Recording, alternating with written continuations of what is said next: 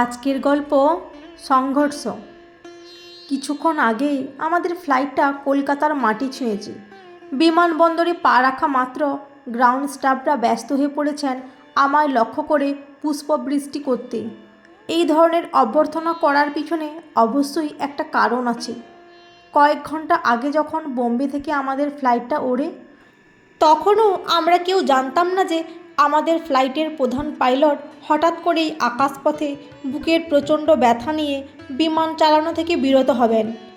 মাঝ আকাশে যখন এই দুর্যোগ হয়, তখন কো পাইলট আকাশ খুড়ানাও বেশ ঘাবড়ে যান, কারণ প্লেনের ফুয়েল পাম্পের প্রধান ইঞ্জিন পাম্পটাকে সেই সময় বিগ্রত হয়েছে। যখন এরকম কঠিন পরিস্থিতিতে প্যাসেঞ্জারদের সিট বেল্ট বেঁধে বসার অনুরোধ করা হয়, তখন আমি সিট ছেড়ে এগিয়ে যাই। একজন এয়ার হোস্টেস আমাকে বসতে অনুরোধ করলে আমি তাকে আমার পরিচয়পত্রটি দেখিয়ে বলি, আমি একজন পাইলট, ভারতীয় বিমান বাহিনীতে কাজ করি। এয়ার হোস্টেস আমার পরিচয় রীতিমতো খুশি হয়ে আমাকে ককপিট অবধি পৌঁছে দেন। কো পাইলট আকাশ খুড়ানা আমার নামের আগে উইং কমান্ডার দেখে বেশ আশ্বস্ত হন। অকপটে স্বীকার করেন, আমি খুব বেশি দিন যোগ দিইনি, আমার অভিজ্ঞতা খুবই কম, তাই প্রধান পাইলটের আসনটি আপনি গ্রহণ করুন। ককপিটে বসে প্লেন ওড়ানোর দায়িত্ব নিয়ে আমি মনের জগতে ভেসে গেলাম। ছোটবেলা থেকেই খোলা আকাশের প্রতি আমার বিশাল টান। দাদুর দুপুরুষ আগে বানানো ভাঙা একতলা বাড়িটার ছাদে দাঁড়িয়ে আমি আকাশের বুকে উড়ন্ত পাখিগুলিকে দেখতাম। হাত দুটোকে দুপাশে মেলে ভাবতাম, ইস, আমি যদি পাখি হতে পারতাম।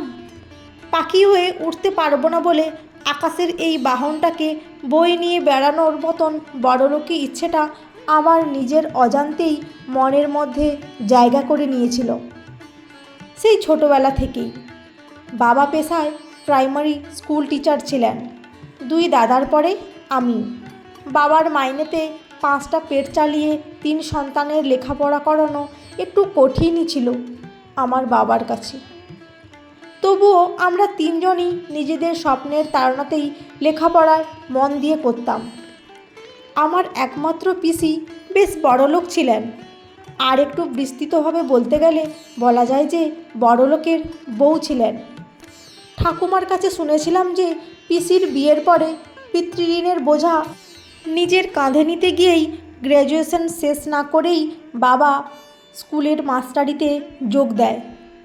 আমার দাদু অনেক অর্থ খরচ করে ও প্রচুর পণের মাধ্যমে বড়লোকি শিক্ষিত ও ভালো চাকুরে জামাই কিনেছিলেন, কিন্তু তাকে সেই বৈবাহিক সম্পর্ক কেনার জন্য প্রচুর ঋণের বোঝা কাঁধে নিতে হয়। কন্যাদায়গ্রস্ত পিতা বলে কথা। পরবর্তীকালে আমার দাদুর সে দায়বদ্ধতা এসে পড়ে আমার বাবার কাঁধে, কারণ সেই সময় আমার বাকি জেঠুরা সবাই বিবাহিত এবং নিজেদের স্ত্রী সন্তান নিয়ে নিজেদের সংসারের ব্যস্ত। তাই অগত্যা আমার কলেজ পড়ুয়া বাবা আমার দাদুর সুপুত্র হয়ে পিতৃদায়িত্ব নিজের কাঁধে তুলে নেয়, আর লেখাপড়া মাঝপথে বন্ধ করে রোজগারে নামে। পরে অবশ্য বাবার এই ত্যাগের ফল বাবা হাতে নাতে পেয়েছে বারে বার। আমার বাবা জ্যাঠারাও মোট 5 ভাই। সবার মধ্যে আমার বাবারই অর্থনৈতিক অবস্থা সঙ্গীন। বাকিরা সবাই আমার পিসির সাথে তাল মিলিয়ে সচ্ছল জীবনযাপনে অভ্যস্ত। তাই ভাইফোঁটায় আমার একমাত্র পিসি আমার বাবাকেই সবচেয়ে কম দামের শার্টের পিসটা দিত। বাবা তার সেই লজ্জা আমাদের কাছে ঢাকার চেষ্টা করলেও আমরা সবটাই বুঝতাম। শত হলেও গরিবের সন্তান তো। আমার সেই বড়লোকি পিসির বাড়িতে গিয়ে আমি একবার এক কাণ্ড করে বসলাম। আমার পিসতুতো দিদি এয়ার হোস্টেসের ট্রেনিং নিতে শুরু করেছে শুনে আমিও আপ্লুত হয়ে সবার মাঝেই সেদিন বলেছিলাম, আমিও পাইলট হতে চাই। আমার স্বপ্ন, আমি বড় হয়ে এরোপ্লেন চালাবো। প্রাইমারি মাস্টারির চাকরির করা ভাইয়ের সন্তান বড় হয়ে পাইলট হবে, এই বড়লোকি চালটা মানতে পারল না আমার বড়লোক পিসি ও জেঠুর দল। উপহাস আর পরিহাসে সেদিন আমার বাবা মাকে এমনভাবে স্নাত করেছিল ওরা যে আমার বাবা বাড়ি এসে হাউ হাউ করে কেঁদেছিল। আমার বড়দা আমার মাথায় হাত রেখে বলেছিল, এমন কথা না বললেই তো পারতিস বুবাই, আমাদের ঘরে এমন স্বপ্ন দেখতে নেই যে রে। আমি অবাক হয়ে বলেছিলাম, কেন বড়দা, স্বপ্নও কি গরিব বড়লোক বিচার করে দেখতে হয়? আমার কথায় সেদিন দাদা কোনো উত্তর দিয়েছিল না, শুধু নিঃশব্দে ঘর থেকে বেরিয়ে গিয়েছিল। সেদিনের ঘটনায় আমার পরিবারের সবাই মর্মাহত হলেও আমি ভেঙে পড়েছিলাম না। নিজের কাছে নিজে প্রতিজ্ঞা করেছিলাম, পাইলট আমি হবই। উচ্চ মাধ্যমিকে ভর্তি হওয়ার পরে আমার সবচেয়ে প্রিয় পত্রিকা হয়ে উঠেছিল কর্মক্ষেত্র। দাদারা নিয়ম করে কিনে আনতো গরিব বাঙালির সেই কর্মের দিশারিকে। আমি চুপি চুপি পড়তাম। খোঁজ খবর নিয়ে যা বুঝলাম সেটা হলো সিপিএল ট্রেনিং নেওয়া আমার দ্বারা হবে না। আমার বাবা নিজেকে বেচে দিলেও ট্রেনিংয়ের টাকা জোগাড় করতে পারবেন না। কিন্তু কাগজের কাজের বিজ্ঞাপনে যখন পাইলটের চাকরির কথা পড়তাম তখন মনে হতো হয় আকাশে উড়ব নয়তো মরে যাব। তাই ঠিক করলাম কমার্শিয়াল পাইলট না হতে পারি, বিমান বাহিনীর পাইলট তো হতে পারবো। তাই চাকরির বিজ্ঞাপনে যখন দেখি উচ্চতর এনসিসি করে প্রথম বিভাগে সি সার্টিফিকেট অর্জন করতে পারলে ভারতীয় বিমান বাহিনীর চাকরি পাওয়ার জন্য কিছু সুবিধা পাওয়া যায়, তখন মনে মনে একটা সিদ্ধান্ত নিই। উচ্চ মাধ্যমিক পাস করে অঙ্কে অনার্স নিয়ে কলেজে ভর্তি হলাম, সাথে এনসিসি ইউনিটে ভর্তি হলাম। এই প্রথম বাড়ির সবার সাথে আমার মতের বিরোধ হলো। একজন শিক্ষক মশাইয়ের সন্তান ওসব কাজে যোগ দেবে, বাইরে গিয়ে ক্যাম্প করবে, এসবে আপত্তি উঠল। বাবা বললেন, আমার দিদি আর দাদারা কি বলবে বুবাই? আমি কঠিন বাক্যে জবাব দিই, এই প্রথম। তোমার দাদা দিদিরা আমাকে নিয়ে কি বলবেন তা শোনার অপেক্ষায় আমি নেই বাবা। বড়দা আমায় খুব স্নেহ করত, তার আদর আমি ছোটবেলা থেকে বরাবর একটু বেশিই পেয়ে এসেছি। সেও আমায় কাছে বসিয়ে বোঝানোর চেষ্টা করলো, তুই পড়াশোনায় এত ভালো, বিএসসি আর এমএসসি করে না হয় স্কুলের চাকরি নিস। আমি আলতো হেসে উত্তর দিয়েছিলাম, না দাদা, আমি পাইলট হব। মা রেগে গিয়ে বলেছিল, স্বপ্নের জগতে বাস করছিস বুবাই, এনসিসি করেই যদি পাইলট হওয়া যেত তবে সবাই পাইলট হওয়ার জন্য ওই রাস্তাই ধরত। ওখানকার সব ছেলে মেয়ে কি পাইলট হয় নাকি? আমি জবাব দিয়েছিলাম, সবাই হয় না, কিন্তু আমি হব। শুধু আমার সাথে সব সময় লড়াই করা ছোড়দাই বলেছিল, লড়াইটা চালিয়ে যা বুবাই, ওদের সবাইকে দেখিয়ে দে স্বপ্ন দেখতে ক্ষমতা লাগে, অর্থ লাগে না। ওরা জানুক আমরা গরিব হলেও আমাদের স্বপ্ন সার্থক করতে পারি আমরা। তোর যদি কখনো কিছু লাগে আমায় বলিস, আমি আমার টিউশনির মায়নায় তোকে কিনে দেব। আমার সেই ছোড়দা আমাকে কলেজ স্ট্রিট থেকে বিভিন্ন প্রতিযোগিতামূলক পরীক্ষার প্রস্তুতির জন্য বই কিনে দিত। অবশ্য চুপি চুপি ইউনিটে ঢুকেও যে খুব সুদিন দেখেছিলাম আমি, তা নয়। বাংলা মাধ্যম থেকে পাস করার খেসারত দিতে হতো পদে পদে, কারণ সেখানে হিন্দি আর ইংলিশটাই চলতো। হিন্দিটা বুঝতে পারলেও ভালো বলতে পারতাম না, আর ইংলিশ বলা শোনায় তো ক অক্ষর গোমাংস ছিলাম। খুব কষ্ট হতো প্রথম প্রথম। ইউনিটের বাকি ছেলে মেয়েদের কাছে উপহাসের খোরাক ছিলাম, তবুও ইউনিট ছাড়িনি। কান খাড়া করে শুনতাম ওরা কিভাবে কথা বলে। একদিন অনুভব করলাম ভুল বলতে বলতেই আমি হিন্দি আর ইংলিশ দুটোই বলা শিখে গেছি।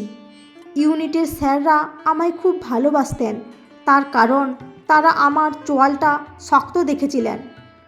আমার স্বপ্নের রাস্তায় তারাও সহযোগিতা করতেন মাঝে মধ্যে।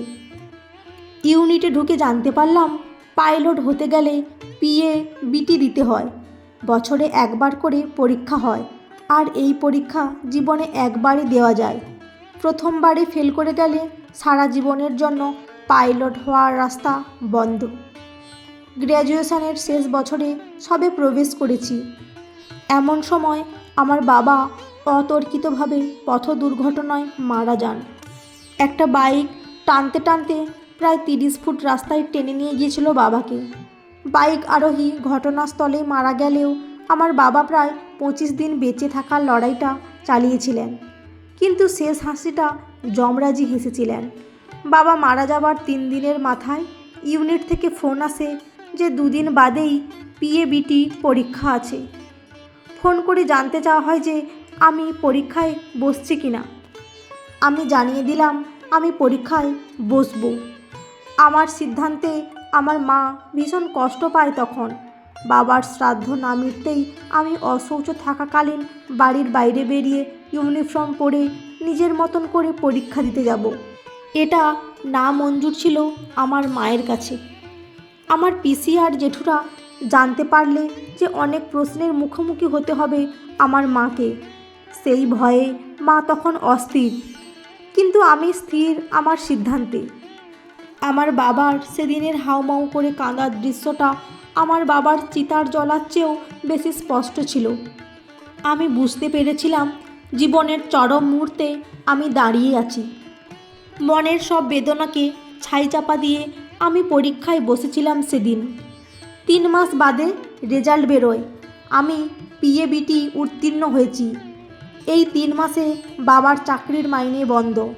বাবার ফ্যামিলি পেনশনের জন্য আর চাকরির জন্য বাবার পেনশনের ফাইল তখন এই টেবিল থেকে ওই টেবিলে ঘুরে চলেছে। তবুও ভগবান সেদিন আমাদের মারেননি। বাবার একটা ছোট্ট জীবন বিমা আর দাদাদের টিউশনির মায়না আমরা কোনো রকমে চালিয়ে নিয়েছিলাম আমাদের দৈনন্দিন জীবনকে। গরিব ভাইয়ের অভাবী পরিবারের যাতে কোনো দায়িত্ব নিতে না হয়, তাই আমার পিসি আর জেঠুরা সেই যে বাবার শ্রাদ্ধের পরে আমাদের সাথে সম্পর্কের ইতি টানলো, সেই সম্পর্ক নতুন করে তৈরি করলো আমার 2 দাদা। আমার বাবা মারা যাওয়ার ঠিক 3.25 বছর বাদে মাঝখানের এই 2.5 বছরে আমি আর আমার 2 দাদা শুধু জীবনের সাথে লড়াই চালিয়ে গিয়েছি। বাবা মারা যাবার আগে থেকেই আমার 2 দাদার বিভিন্ন চাকরির পরীক্ষায় বসতো। ওদের সাথে আমিও যোগ দিলাম। দিনরাত এক করে 3 জনে পড়াশোনা করতাম, কিন্তু আমার দাদারা কখনো আমাকে টিউশনি করতে দেয়নি। আমি একবারেই শর্ট সার্ভিস কমিশনে উত্তীর্ণ হলাম। মেডিকেল টেস্ট আর ইন্টারভিউর জন্য আমাকে নাগপুর ডিফেন্স একাডেমিতে ডাকা হয়। আমার তেজ সেদিন এয়ারফোর্সের অফিসারদের বুঝিয়েছিল যে আমি হারতে আসিনি। যেদিন আমার সিলেকশন লেটার বাড়িতে আসে, ঠিক তার আগের দিন আমাদের বাড়িতে আরও 2টো অ্যাপয়েন্টমেন্ট লেটার আসে। প্রথমটা আমার ছোটদার জন্য, ব্যাংকের চাকরি, আর দ্বিতীয়টা ছিল আমার বড়দার জন্য, পোস্ট অফিসের চাকরি। এই 3টে চাকরির একটিও কিন্তু কন্ট্রাকচুয়াল ছিল না। আমার গরিব মাস্টার বাবার 3 সন্তান তাদের নিজেদের দমে কেন্দ্রীয় সরকারের চাকরি জুটিয়েছিল। কিন্তু বিধাতারও কেমন লীলা, আমাদের 3 জনের লড়াইটাকে সমমর্যাদা দিতেই বোধহয় তিনি একসঙ্গে একই দিনে 3 জনকেই আত্মনির্ভর করে তোলেন। এমনটা তো হয় না, কিন্তু তবুও হয়ে গেল। দুঃখগুলি যদি অত কীর্তি আসতে পারে, তবে সুখগুলিও আসবে না কেন? আমার মাও কিন্তু সেদিন হাউমাউ করে কেঁদেছিল, ঠিক বাবার মতো। তবে বাবার কান্নার সাথে যে চোখের জলের পার্থক্য ছিল বিস্তর। আমার বড়দা ঠিক আমার বাবার মতন, খুবই সাধারণ প্রকৃতির, কোনো লড়াই ঝগড়া বাগবিতণ্ডায় থাকতো না। আমার সেই বড়দাই সেদিন বুক চওড়া করে ছোটদাকে বলেছিল, আচ্ছা টুবাই, একটি পার্টি রাখলে কেমন হয়? ছোটদা বড়দার মুখে এমন অদ্ভুত কথা শুনে বলেছিল, কিসের পার্টি রে বড়দা? বা রে, আমাদের ছোট বোনটার জন্য একটা অনুষ্ঠান করতে হবে না? তুই আর আমি তো চাকরি পেলাম রে, আমাদের বুবাই তো ওর স্বপ্ন ছিল। আমাদের ছোট্ট বোনটা নিজের জেদ নিয়ে আমাদের শিখিয়ে দিল যে মনের ক্ষমতায় গরিবও নিজের স্বপ্ন পূরণ করতে পারে। ডাক সবাইকে, ডেকে দেখা যে আমরা কন্যাদায়গ্রস্ত নই। আমাদের বোন 1 বছর ট্রেনিংয়ের পরে ইন্ডিয়ান এয়ারফোর্সের ফ্লাইং অফিসার হবে। সেদিন বড়দার চেহারায় আমি আমার বাবাকে দেখতে পেয়েছিলাম। আমাদের ছোট্ট অনুষ্ঠানে সেদিন প্রথম থেকে শেষ পর্যন্ত আমার পিসি আর আমার জেঠুরা মাথা নিচু করে বসেছিল, যারা ভেবেছিল বাবা চলে যাবার পরে আমরা ভিক্ষা করব। তারা সেদিন জীবনে প্রথম বুঝেছিল যে তাদের উচ্চ মাধ্যমিক পাস করা ছোট ভাইটা ছেলে মেয়েকে তার লড়াইটা দিয়ে যেতে পেরেছে। এখানেই বোধহয় শিক্ষকতা করার সার্থকতা। তারপর এই 8 বছরে আমি পদোন্নতি করে ফ্লাইং অফিসার থেকে উইং কমান্ডার হয়েছি। ভারতীয় বিমান বাহিনীর NA-32 আমার পরিচালনাতেই ওড়ে। আমি রোজ আকাশপথের পাখি হই, কিন্তু তবুও যাত্রীবাহী বিমান চালানোর ইচ্ছেটা মনের মধ্যে গোপনে লুকিয়েই ছিল, যা আজ ভগবানের অফুরন কৃপায় বাস্তব হয়ে গেল। বিমানবন্দর থেকে বেরোবার সময় দেখলাম আমার পুরো পরিবার আমার অপেক্ষায় দাঁড়িয়ে। আমার মাও কিন্তু চাকরিরতা এখন, কারণ বাবার চাকরিটা এখন মায়ের বরাদ্দে। আমরা সবাই এখন সুখী পরিবার। আমার 5 বছরের ভাইজিটা আমাকে দেখেই আমার কোলে ঝাঁপ দিল, 2 হাত দিয়ে জড়িয়ে ধরে হাতের খেলনা এরোপ্লেনটা দেখিয়ে বলল, এই দেখো পিপি, আমার উড়ান। আমিও তোমার মতন পাখি হব, ডানা মেলে ওই আকাশে উড়ব। আমাদের সেই গরিব মাস্টারমশাই নিশ্চয়ই দেখছেন সেই উড়ানকে, ঈশ্বরই বোধহয় জানেন সেটা। বন্ধুরা, আজকের গল্পটি কেমন লাগলো? যদি ভালো লেগে থাকে অবশ্যই একটি লাইক দিয়ে চ্যানেলটি সাবস্ক্রাইব করে পাশে থাকবেন। অসংখ্য ধন্যবাদ।